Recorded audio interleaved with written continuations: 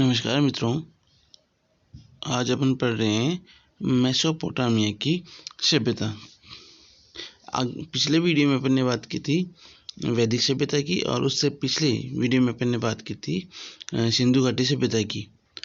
और उसी क्रम में आज का जो अपना बिंदु है वो है मेसोपोटामिया की सभ्यता।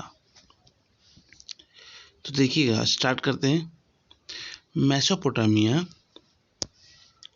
यूनानी भाषा का शब्द है जिसका अर्थ है दो नदियों के बीच की भूमि।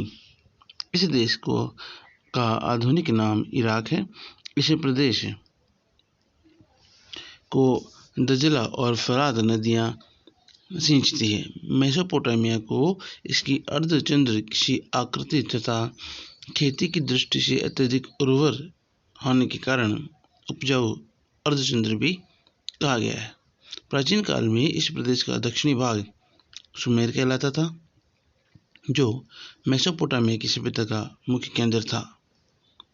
सुमेर के उत्तर पूर्व की तरफ के भाग को बाबुल तथा अक्कद कहते थे, और उत्तर की ऊंची भूमि असीरिया कहलाती थी।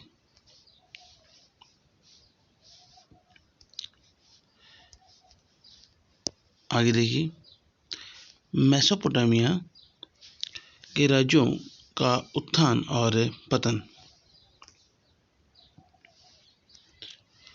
कालांतर में उत्तर के पर्वतीय प्रदेशों से आए सुमेरियन लोग मेसोपोटामिया में बस गए और उन्होंने एक अत्यंत समृद्ध सभ्यता का विकास किया। सुमेरियन लोगों ने नगर राज्य की सरकार स्थापित की। उर, लगाश, एरेक तथा एरडू प्रसिद्ध नगर राज्य थे। 2500 ईसा पूर्व लगभग शौगान प्रथम ने, जो अक्कद से आया था, सुमेरियन लोगों को जीत लिया। सुमेर और अक्कद दोनों राज्यों को मिलाकर उसने एक सुदृढ़ राज्य स्थापित किया, किंतु 2100 ईसा पूर्व के लगभग ये अक्कादियन लोग भी पराजित हो गए। बाबुल या बेबीलोन में एक नए शामी राजवंश का उदय हुआ। बेबीलोन नगर अब इस नए साम्राज्य की राजधानी बन गया।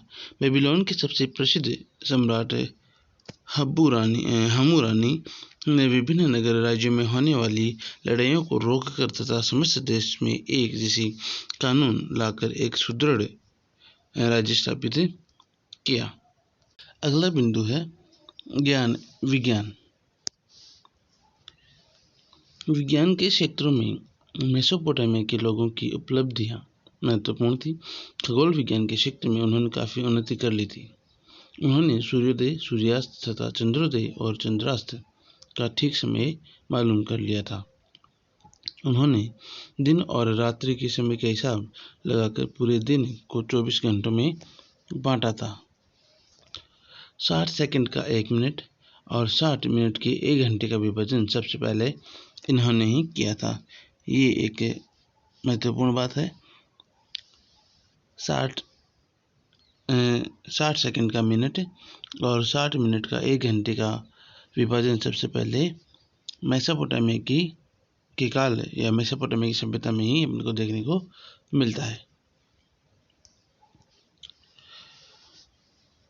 रेखागणित के वृत्त को उन्होंने 360 डिग्री में विभाजित करना प्रारंभ किया था। इसी तरह मेसोपोटामिया के निवासी विज्ञान और गणित की उन्नत परंपराओं से अवगत थे। स्थापत्य कला। मेसोपोटामिया के कलाकारों ने मेहराब का भी आविष्कार किया। मेहराब स्थापत्य कला की एक महत्वपूर्ण खोज थी, क्योंकि यह बहुत अधिक वजन संभाल सकती थी और देखने में आकर्षक लगती थी। किलाक्षर लिपि। मेसोपोटामिया की पहली लिपि का विकास सुमेर में हुआ। सुमेरियन व्यापारियों ने अपना हिसाब किताब रखने के लिए कीली जैसे चिन्ह बनाकर लेखन कला का विकास किया। इसे कोनिफॉर्म या किलाक्षर कहते हैं।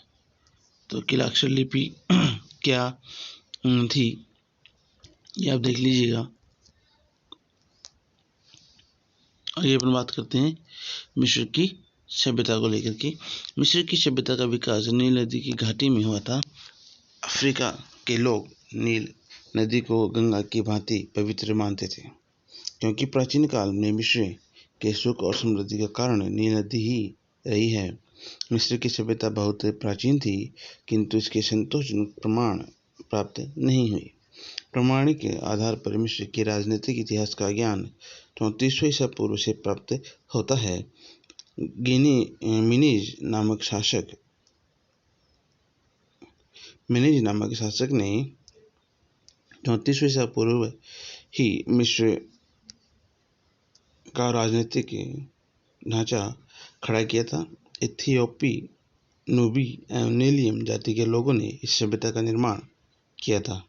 मिस्र की सभ्यता के इतिहास में पिरामिड युग, सामंतशाही युग एवं साम्राज्यवादी युग विशेष उल्लेखनीय हैं। इनमें से पिरामिड युग सर्वाधिक गौरवपूर्ण था। मिस्र सभ्यता की प्रमुख विशेषताएं। मिस्र का सामाजिक जीवन कैसा था? तो देखिए, मिस्र के शासक फराओ कहलाते थे। शासक को फराओ नाम से जाना जाता था और प्रजा पर उनकी सत्ता निरंकुश थी। लोग उसे ईश्वर का प्रतिनिधि मानते थे। उच्च वर्ग में सामंत व पुरोहित, मध्यम वर्ग में व्यापारी, व्यवसायी तथा निम्न वर्ग में कृषक और दास होते थे। स्त्री एवं पुरुषों में लगभग उच्च वर्ग के लोग आभूषण पहनते थे। संगीत, नृत्य, नटबाजी, पशु, जुआ आदि उनके मनोरंजन के साधन थे। हाथी दांत जड़ित मेज और कुर्सियां तथा बहुमूल्य पर्दे एवं कालीन सामंतों के भवनों की शोभा बढ़ाते थे। तो ये चीजें आप देख लीजिएगा।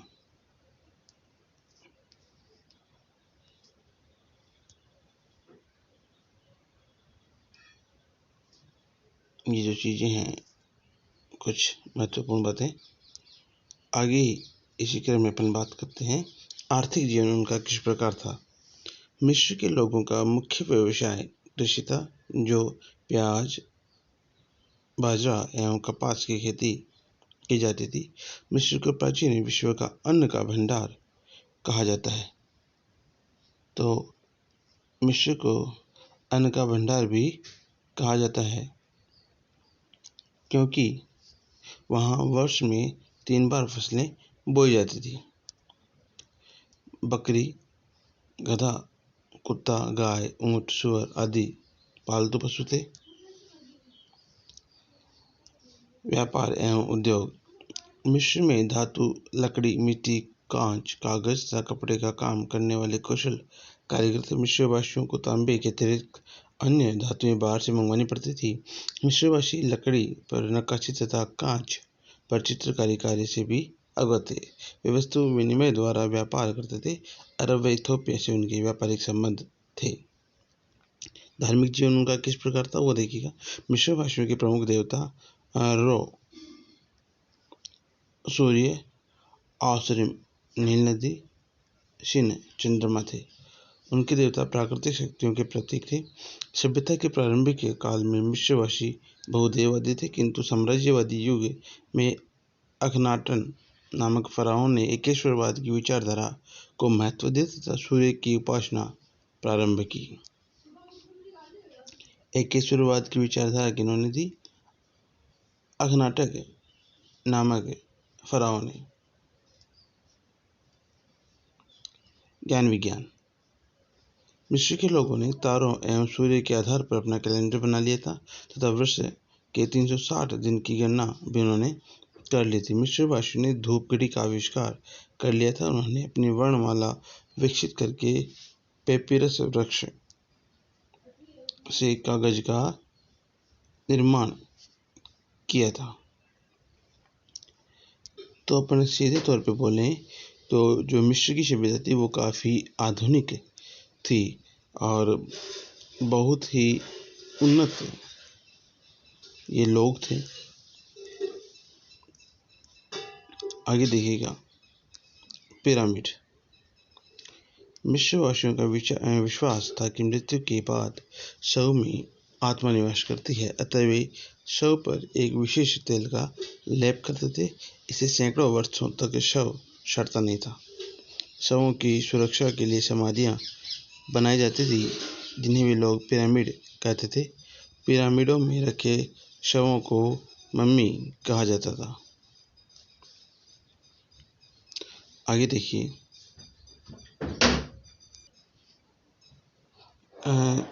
मिस्र के पिरामिडों में गिज़े का पिरामिड प्राचीन वास्तुकला की दृष्टि से सर्वश्रेष्ठ कलाकृति है। गिज़े का पिरामिड देखिएगा कुछ ऐसा, ये अपन बहुत जगह इनका ये देखते भी हैं। ये गिज़े का पिरामिड है।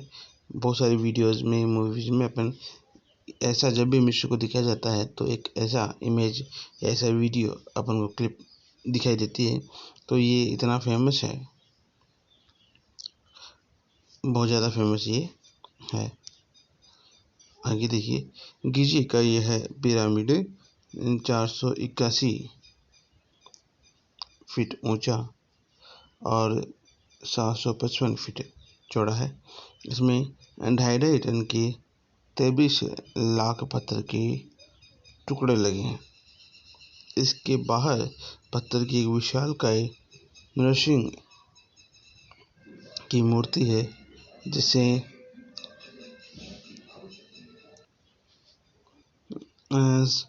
सिम्फक्स कहा जाता है, बनी है।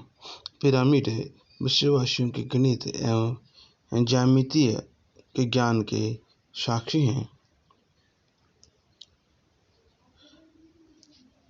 मिस्र में अब भी ऐसे कई पिरामिड विद्यमान हैं। चीन की सभ्यता। अगला बिंदु अपना है चीन की सभ्यता, जिसके बारे में अपन अगले वीडियो में बात करेंगे। अगर आपको ये वीडियो अच्छा लगा हो तो वीडियो को लाइक और शेयर ज़रूर कीजिएगा, और ज़्यादा से ज़्यादा इस चैनल को लोगों में शेयर कीजिए, ताकि अपन से ज़्यादा लोग जुड़ सकें और अपन इसी तरह की वीडियो लोगों तक पहुंचाते रहें।